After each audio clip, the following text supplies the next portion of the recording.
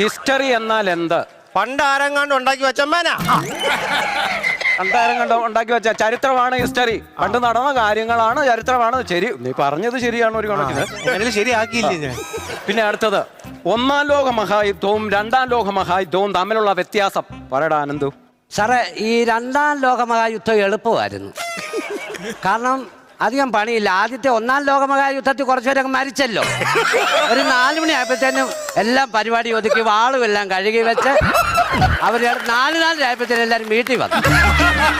പിന്നെ സാർ ഒന്നുകൂടെ, ഒന്നാം ലോകമഹായുദ്ധത്തിൽ പങ്കെടുത്തവർ രണ്ടാം ലോകമഹായുദ്ധത്തിൽ ഇല്ലായിരുന്നു. മഹായുദ്ധവും രണ്ടാം ലോകത്തും നീ ഒന്നും പഠിക്കുകയും വേണ്ട, നീ ഒന്നും പഠിപ്പിക്കുന്നുമില്ല. അത് ആഹാ എന്തോ ഞാൻ ഓർത്തിരിക്കുവാൻ. അടുത്ത കേട്ടോ, ഇപ്പം ഇന്ത്യയുടെ ധീര വനിത ആര്? Special pass. ഭൂമിയുടെ ആരം ആദ്യമായി